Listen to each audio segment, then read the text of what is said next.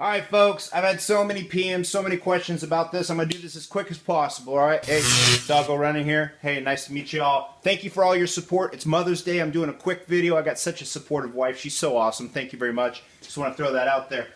Alright, so you guys know that I got the Madness Airbox. I got the Madness ECU. And I also got the Madness Go Pedal, okay? Highly recommend their ECU. Out of the research that I've done, number one, it's one of the cheapest, and number two, I've heard no complaints.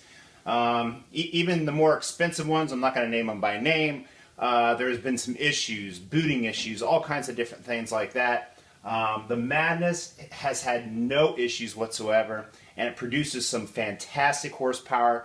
Their customer service is stellar at 500 Madness. I'm going to throw that out there. I do have some negative stuff to say about their airbox.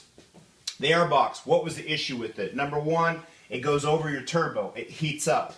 It causes damage to your vehicle. Not only that, it heated up so much it actually cracked this front piece. It heated up so bad I couldn't even touch the hood after driving. Now then again, I drive a little bit faster than most people. I live out in the country. There's areas where I can really get on this car. So you guys that maybe have this vehicle, you have no problems with the 500 Madness airbox. That's fine. I did. Not only that, is the screw that they provide has a different thread depth than the stock one. So once you put their screw in, you have stripped your screw right here on your factory heat shield. All right. If you're going to use it, you're going to have to remove some pieces. All right. The directions don't tell you that. But I would recommend that you remove that, because what's going to happen is the airbox filter is going to rub against that. It's going to bust a hole in it. So should I have known better?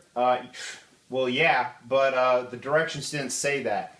The BMC kit, on the other hand, it's dummy proof. It tells you exactly what to remove and any issues that you could possibly have. The problem is that it heats up so much, I literally could not touch my hood after driving. You could see the heat radiating off my vehicle. And that's pretty much common sense. The design behind it, I guess, was to have the shortest flow to your turbo. I don't like it. I don't think it's a good product. Now the BMC kit I can highly recommend, but it's 500 bucks. Okay? Oh, and by the way, 500 Madness took care of me.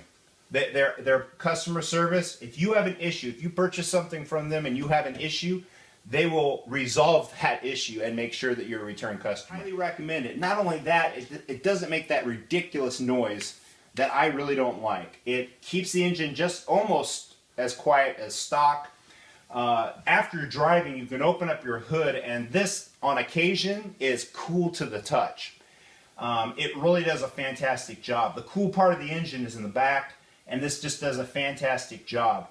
Does this produce more horsepower? I feel it in the seat, but then again, imagination and, Fast and the Furious gets your imagination going. But I wanted to open up the engine. I don't like the stock cover. I don't like how it looks. I don't like it. I want to be able to look at my engine, check my engine before I drive, and the stock cover covers all this, and you really can't inspect your engine before you go driving like I like to do. I got the support brace, okay? Now, when it comes to the support braces that go from your suspension to suspension, I don't believe this car really needs it. Because if you look at how the engine is, or the body is made, from the factory, they have the main support brace going from your suspension, okay? So I don't really think that you need anything like that. But I do think that the front of the vehicle does need some flex support, which this has. I used to be able to push on the vehicle and visibly see it move. Since I installed this, it does not do that. I do feel a difference with this. Not as big a difference as upgrading your rear sway bar, which should be your absolute first thing to do on this vehicle because it's garbage. But this, I highly recommend this, and it's cheap. It's like $100 and some. Okay. All right. So those are some of the upgrades that I've done. I've also done the Coney yellows in the rear. I didn't go with coilovers because coilovers in this vehicle I don't think would work very well. It's a very short wheelbase, and I think it would destroy the ride. The good thing about the coilovers is that you could, if you're a professional racer or whatever, you could adjust the height of your vehicle for the particular track. They're a lot more adjustable. You can really slam the vehicle also. Now, my plan for this vehicle right now is, with my back injury, I've just put in the Coney Yellows. I did 1.5 turns from full stiff, okay?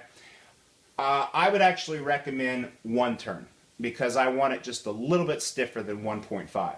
So when I put in the rest of my suspension, what I'm going to do is I'm going to have Coney Yellows in the rear. I just purchased the Coney Yellows for the front, which are dial adjustable for the front. I don't think that you can beat Coneys.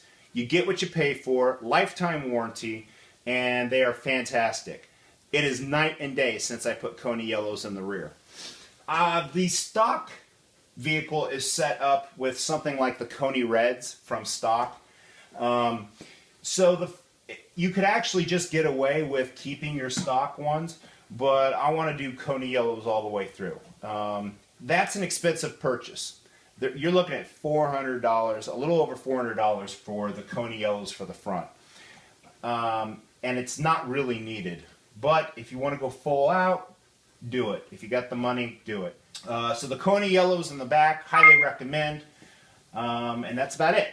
Watch my other videos. You can see the recommendations that you should do with this car. This car has a lot of flaws from the factory, but it's very cheap to upgrade this car and basically fine-tune it to be a real sports car. So I'm going to flip on over and I'm going to show you some of the other products that I purchased.